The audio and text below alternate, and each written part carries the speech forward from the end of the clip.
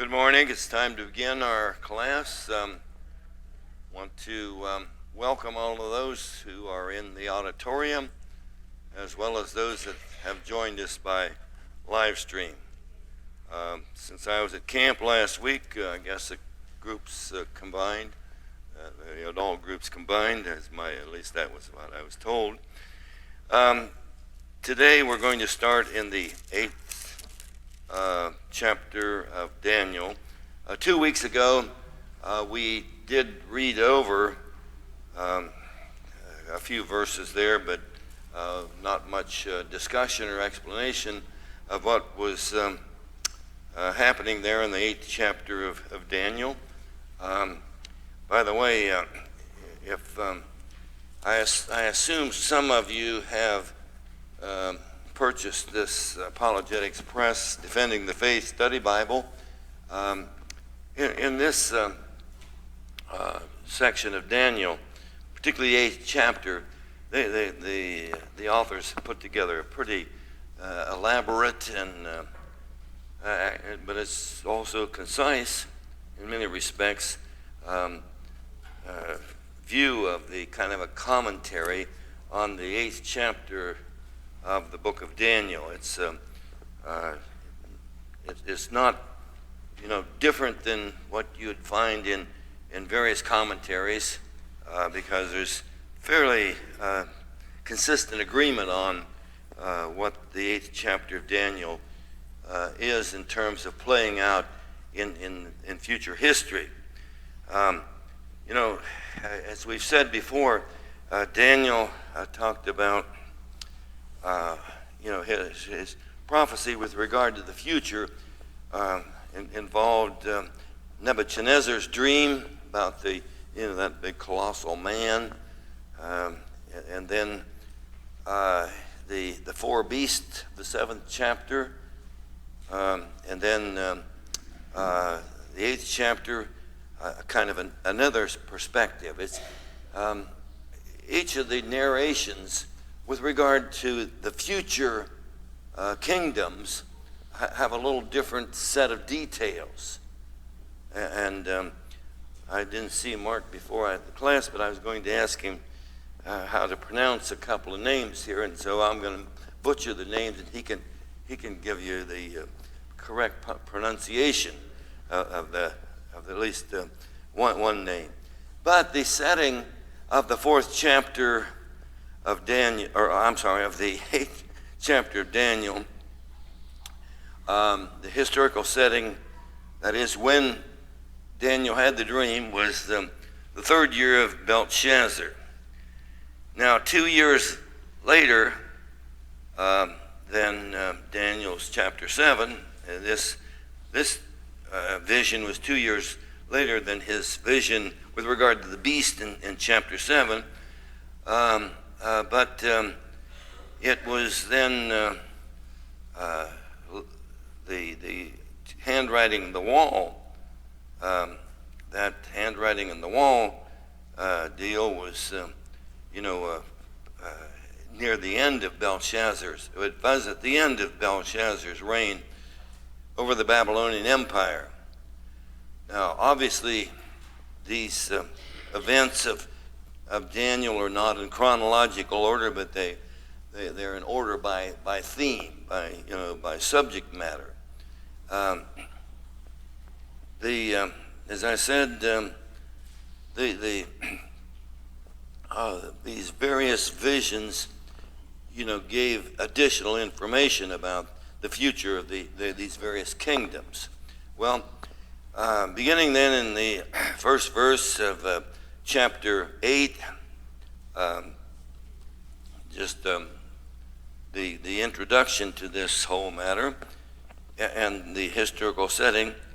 In the 3rd year of the reign of King Belshazzar, that Belshazzar was the grandson of Nebuchadnezzar, a vision appeared unto me, even unto me, Daniel, after that which appeared unto me at the first.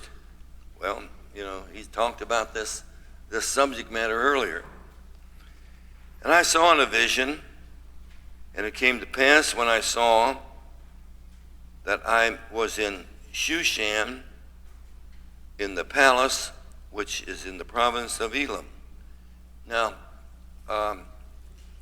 there's debate among scholars as to whether or not he was physically present in Shushan in the palace, or whether his vision included the setting, of him being in the palace. Now, Daniel was.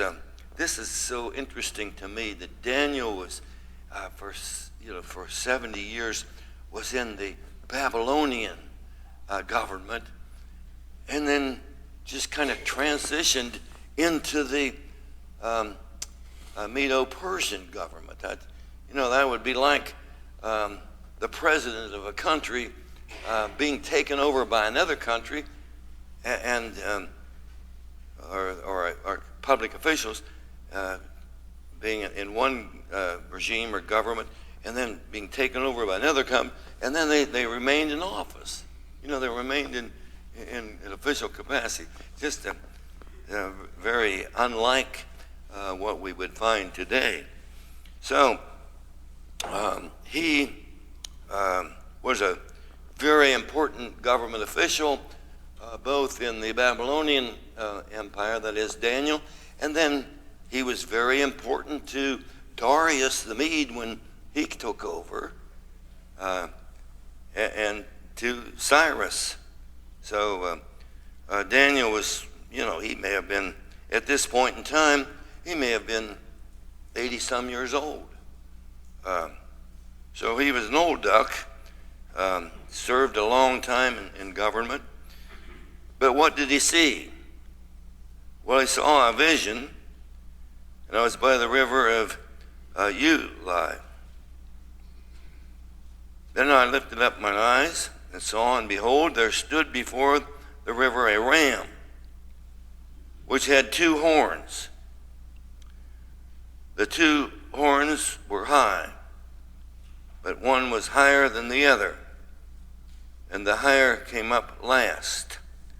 Now, previously, these countries, these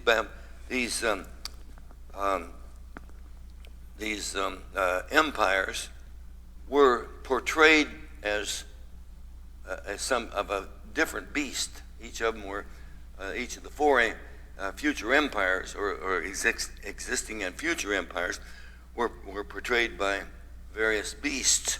Well, and now in this case, that was when he lifted up his eyes and saw, and behold, there stood before the river a ram. Now, with these horns with different heights, well, that's kind of easy to understand that this was a representation of the Medo-Persian group. The 2 horns were high, but one was higher than the other, and the higher come up last. Well, the higher came up last. Well, the Medes, the Medes and the Persians had joined forces originally, but the Medes were weaker than the Persians.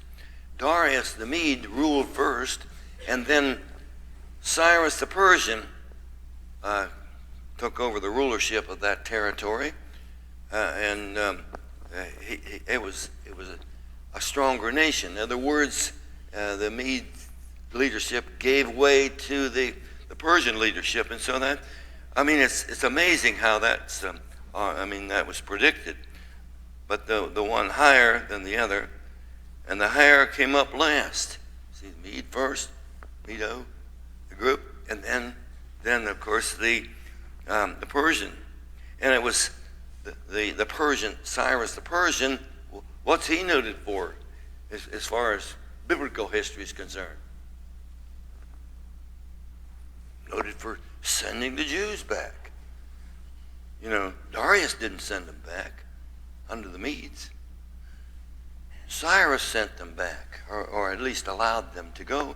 Not only did he allow them to go, but he supported them and provided resources for rebuilding that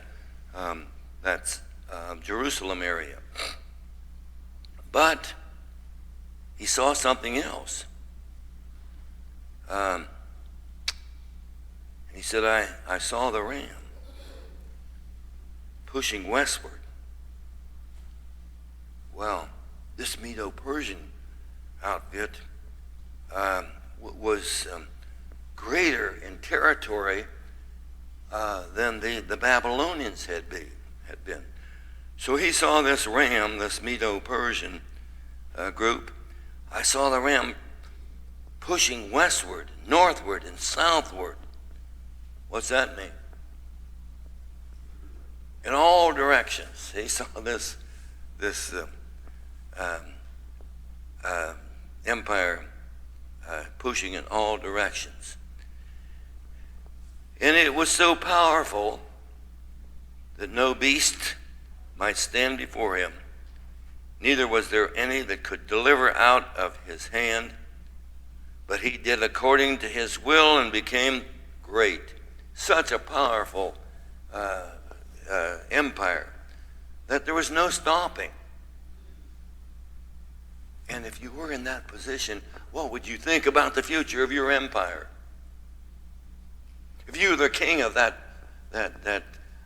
nation that was strong and had all the roundabout nations under your control, what would you think about the future of the empire?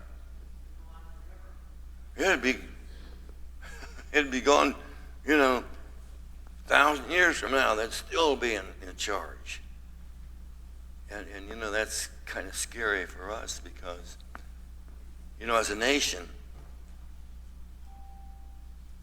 how long typically do empires and nations that are kind of influential in world affairs, how long do they last? 100, 200 years. A couple hundred years. And we're living on the edge of history here, aren't we, as a nation? Kind of scary. And so he was considering, according to Scripture, Daniel was considering, he was contemplating, cogitating. He was just ruminating on this whole thing.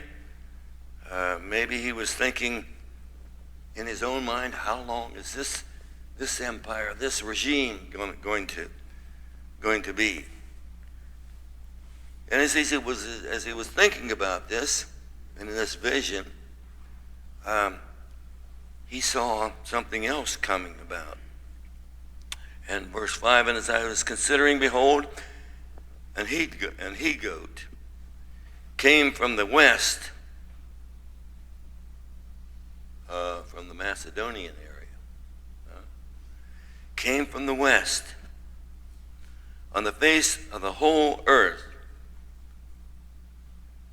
and touched not the ground. What's that kind of give you the impression?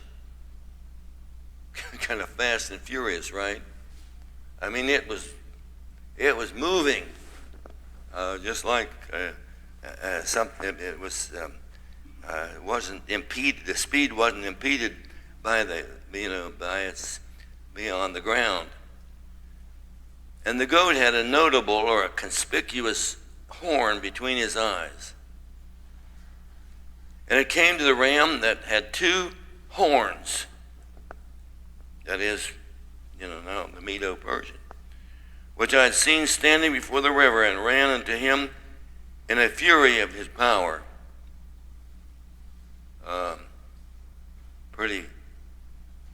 Pretty powerful. And I saw him come close unto the ram. And he was moved with choler, the King James Version says, which means anger against him, and smote the ram, break off his two horns. And there was no power in the ram to stand before him. But he cast him down to the ground and stamped upon him. And there was none that could delve or deliver the ram out of his hand, out of the he-goat's hand. Well, I don't know much about how powerful these leaders were, but some have suggested that Alexander the Great, representing the Macedonian, the Grecian, Alexander the Great may have been the greatest military general in the history of the world. When the Medes went out, the Medo-Persian power, when they sent their armies out to confront the Grecians, Alexander the Great, they sent 600,000, history records 600,000 army people, soldiers, military people, and with 50,000 military people, Alexander the Great defeated the Medo-Persian group. Therefore, now,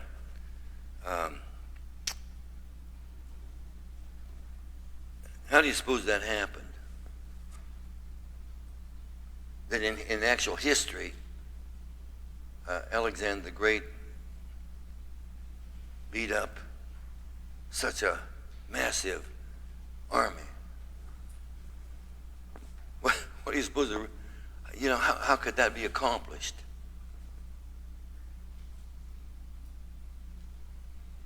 Well, it's pretty simple, isn't it? God was orchestrating this whole thing. God decreed it, predicted it, and as a result, it happened. And Alexander the Great was a mere tool in the hand of God, as well as the other rulers that we've studied in the past. And by the way, all of us know that Alexander the Great was a young pup when he died. Think of that. At the age of 33, he had conquered the world. Now, think about that a minute. Today, generals, they don't start out as a head of a theater, in the military world. Eisenhower was in charge of the forces, in World War II, right? He wasn't a 20-year-old duck, was he? I mean, he was a more seasoned fellow. Here, Alexander the Great, as a young man, conquered the world. How'd that happen? God was in control of that. Therefore, in verse 8, the he-goat waxed very strong, and when he was strong, the great horn was broken, for it came up 4 notable horns, and for it came up 4 notable horns. One horn projected now 4 horns toward the 4 winds of heaven. And verse 9, and out of one of them came forth a little horn which waxed exceedingly great. Now, here's a point in history that I think most scholars agree upon.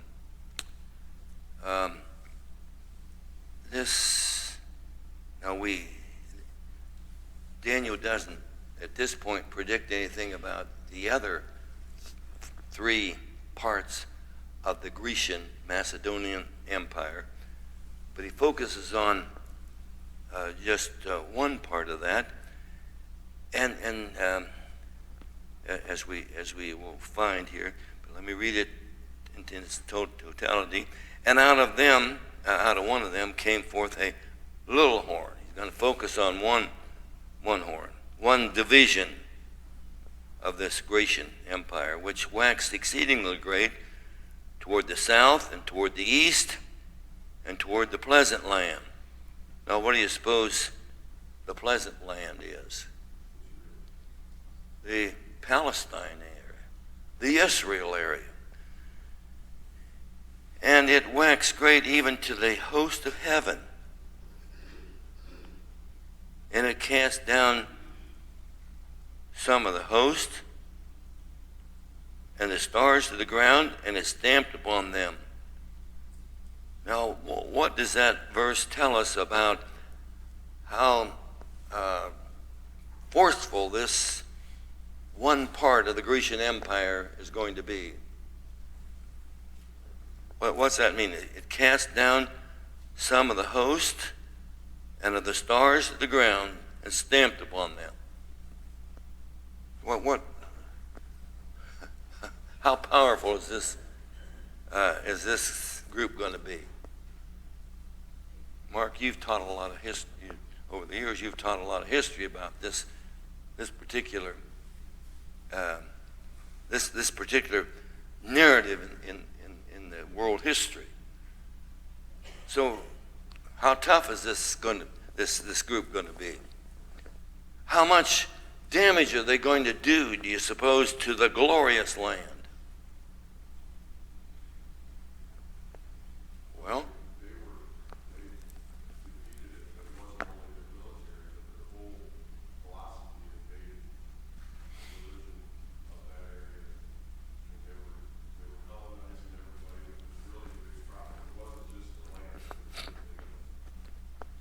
Mark's saying it wasn't just the military conquests, but they did some things that were kind of strategic, I guess you'd say. They got the Jews to fight among themselves. And how did they do that? It was by philosophy, right? It was by getting some of them to, you used the word Hellenizing. What's that mean, Mark? Hellenizing.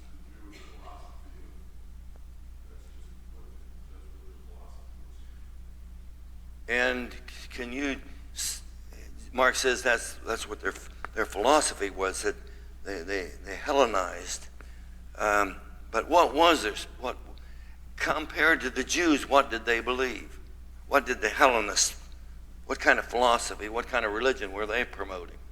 It was a pragmatic philosophy that was based on feeling good and personal pleasure and basically immorality. Mark says that their philosophy was that pleasure was the highest pursuit. Is that right?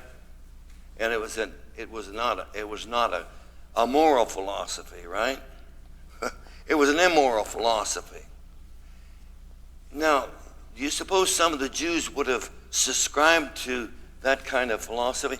You know, compared to the Jewish religion, the Jewish religion, that is the law of Moses, was not all about pleasure, was it? I mean, physical pleasure.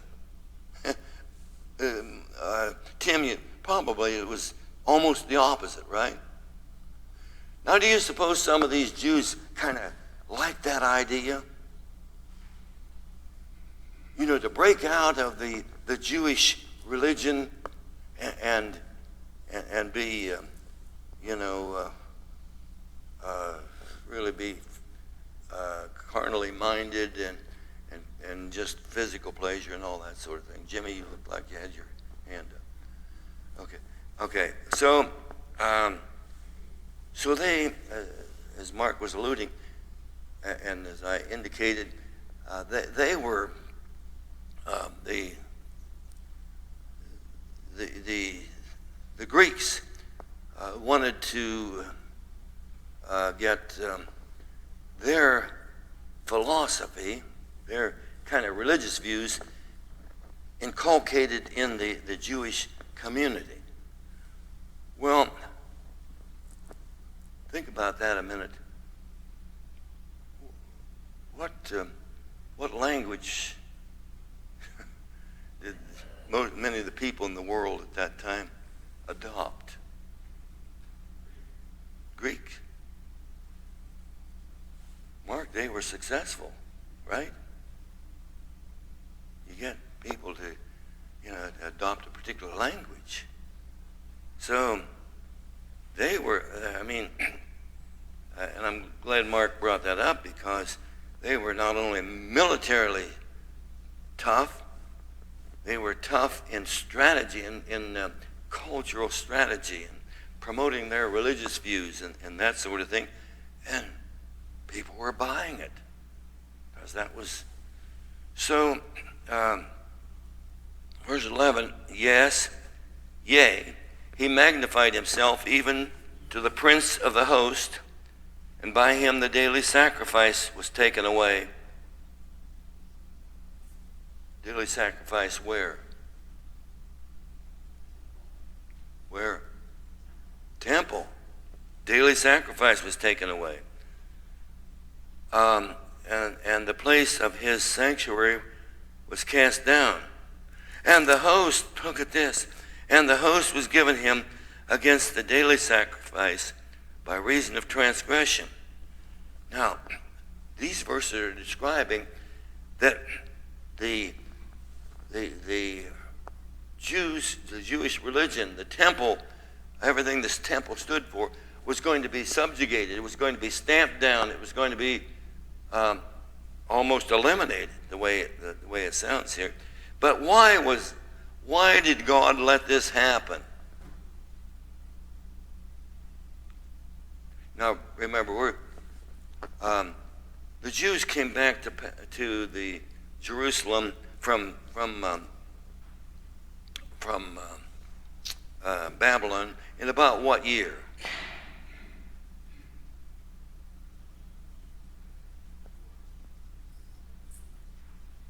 About what year? Well, roughly, Tim, was kind of 4 centuries before, a little over 4 centuries before. Is that about right? About 4 centuries before Christ. Okay? Now, this stuff here was taking place, this narrative here played out in the range of 175 BC.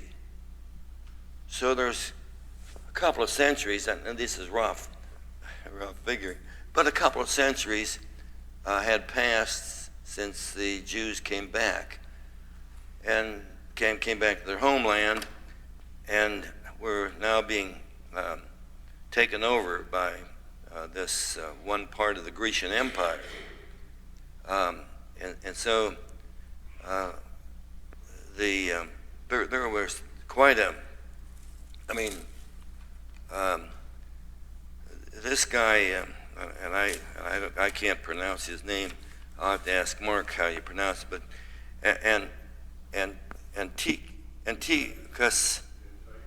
Antiochus Epiphanes.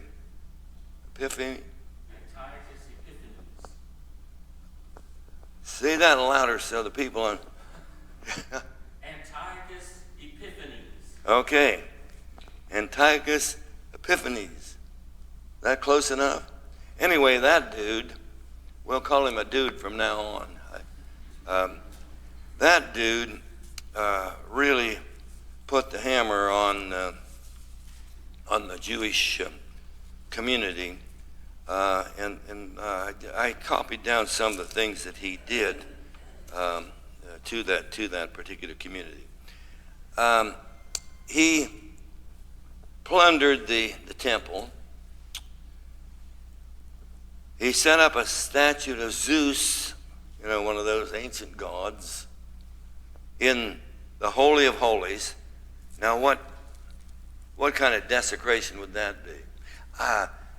The high priest of the Jewish community could only enter the Holy of Holies how often?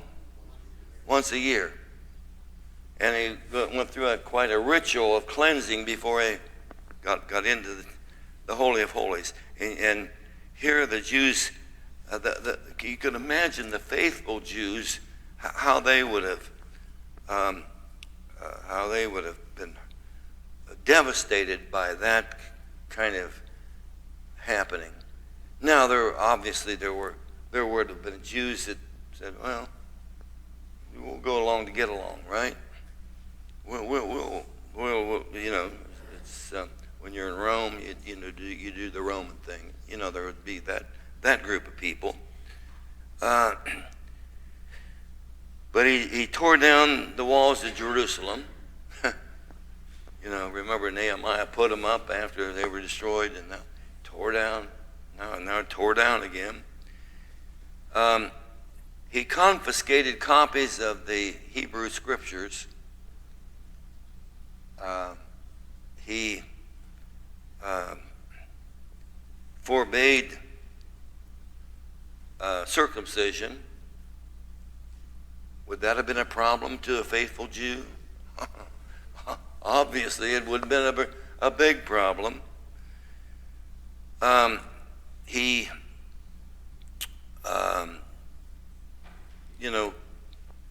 was able to get part of the Jews thinking that this philosophy of Hellenism was the way to go rather than the law of Moses, and that created internal conflicts, and it created various sects, right? At the time of Christ, then a century or so later, you had the Essenes and the Sadducees and the Pharisees. Who else? What other sects of the Jews did you have at the time of Christ? Herodians. The Herodians, which would, and that group probably was established when Herod rebuilt the temple. To pacify the Jews, Herod rebuilt the temple, so you had that sect of the Jewish community. Well, history indicates that there were about 40,000 Jews were slaughtered in the temple area during that period of time. 40,000 right in the temple area. And this general, we'll just call him General Dude, Epiphanes, this guy put out a decree that nobody could practice the law of Moses whatsoever. And so it was a sad time for the Jewish community. This guy, was very tough. But let's reread here, lest we've forgotten the content from Scripture. Yea, he, and we've identified the he, magnified himself even to the prince of the host, and by him the daily sacrifice was taken away, and the place of his sanctuary was cast down. And a host was given him against the daily sacrifice by reason of transgression, because the Jews had, transgressed. God was punishing them by way of this guy. And it cast down the truth to the ground, and it practiced and prospered. It was taken on. They took it on. I mean, it was happening. Well, then Daniel hears something interesting. Verse 13, then I heard one saint speaking, and another saint said unto that certain saint which spake, how long will the vision concerning the daily sacrifice and the transgression of the desolation, to give both the sanctuary and the host to be trodden down? How long is this? I don't know whether this was a human saint, a believer, a somebody that was true to the law of Moses, or whether it was a heavenly speaking of a heavenly being. Anyone have any opinions about that? But whatever this being was, how long is it going to be? And he said unto me, unto 2,300 days. Then shall the sanctuary be cleansed. 1,200, and many scholars believe this is actual 1,200, or actual 2,300 days. So there's going to be an end to this, at least some relief from this tyranny against the Jewish people, their religion, their temple, and so on. And verse 15 says, and it came to pass, when even I, Daniel, had seen the vision and sought for the meaning, then behold, there stood before me as the appearance of a man. Now Daniel really, as we've studied Daniel, he really got some insights into the spiritual realm, what was going on in heaven. And I heard a man's voice between the banks of the river Alkire, which called and said, Gabriel. Who's Gabriel? One of the chief angels, right? Gabriel, make this man understand the vision. And so he came near where I stood, and when he came, I was afraid, and I fell on my face. But he said unto me, understand, O son of man, for at the time of the end shall be the vision. Understand this, the time of the end, that is the end of this great persecution. Now as he was speaking with me, I was in deep sleep on my face toward the ground, but he touched me and set me upright. And he said, behold, I will make thee known what shall be in the last end of the indignation. Here, this great persecution that this Greek general is putting on the Jews at that time. For at the time appointed the end shall be. The ram which thou sawest. Now he's going to explain this. Now, another, kind of another perspective with regard to the future of the nations. And the ram which thou sawest, having two horns, are the king of Media and Persia. He laying it out there. Now the rough goat is the king of Grecia. Well, Alexander the Great. And the great horn that is between his eyes is the first king. Now that being broken, whereas four stood up for it, and four kingdoms shall stand. That Macedonian group divided into four, headed by a general, each by a general of the army of Alexander the Great. Four kingdoms shall stand up out of the nation, but not in his power. Not in his power. Well, then some other power. We believe that would be God's power. And in the latter time of then their kingdom, when the transgressors are come to full, I believe that has to do with the transgressors in the Jewish community, and then they're going to be punished.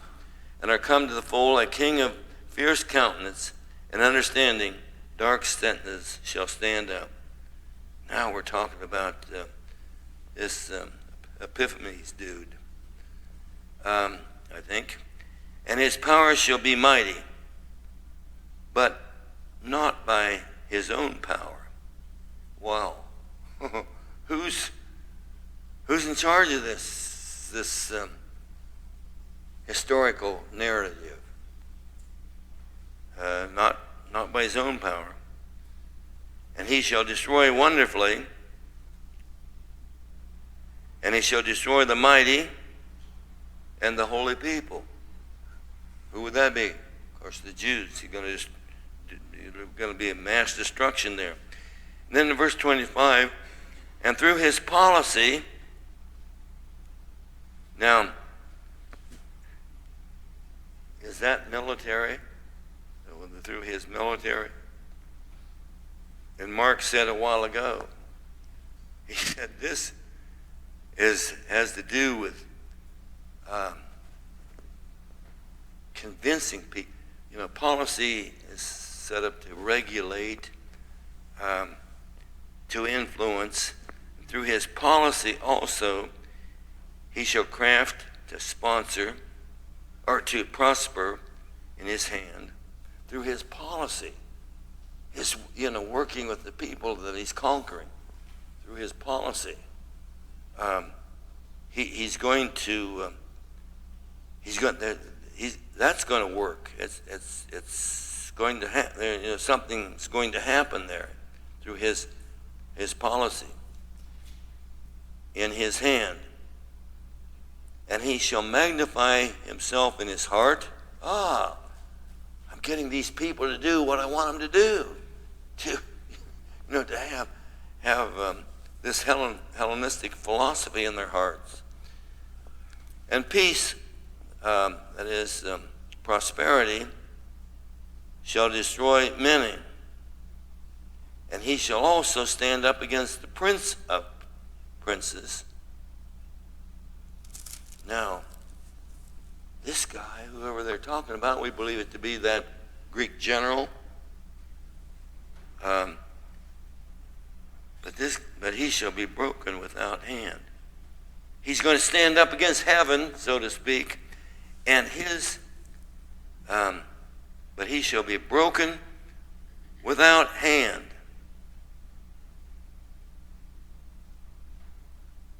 What do you think that means? Broken. Pardon me? History would record, and Mark, correct me if I'm wrong about this. History was that at the time that his power was broken among the Jews. History records that he was over in the Persian area. That is, that Epiphanes dude was over in the Persian area, and he was on his way back with the mission to destroy Jerusalem completely. And he had a problem with the falling out of the chariot, and he got a disease, and didn't die in military battle, but by his disease, ulcers. He apparently died a terrible death. But it wasn't by hand. That is, it wasn't in a military pursuit. Did I get that kind of right, or Mark? Well, I'm using the American Standard. It says without human agency instead of without hand. Okay, without human agency, which means that God did it. Okay, Mark, did I kind of get that right? Okay, so the idea here is that this guy was riding high. He was boasting that he was some kind of a god. He was putting himself in a heavenly realm. He falls out of his chariot, according to history. And then what does he do?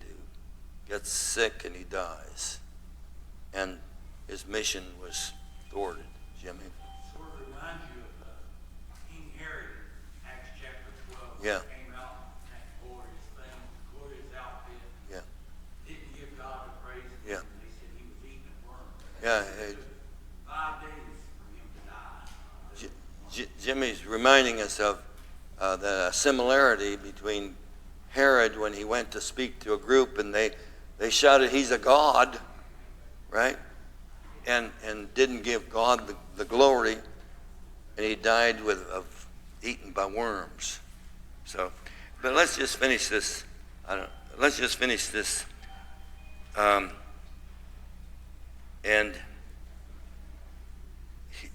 Verse 26, and the vision of the evening and the morning which was told is true. Wherefore, shut thou up the vision, for it shall be for many days. And I, Daniel, fainted and was sick certain days afterwards. I mean, this was too much for him. He got physically sick. But I rose up and did the king's business. And I was astonished at the vision, but none understood it. Now, in the midst of all this, apparently Daniel didn't neglect his duties to the king. Oh, isn't that something? Most people would have folded and wouldn't have gone to work, so to speak.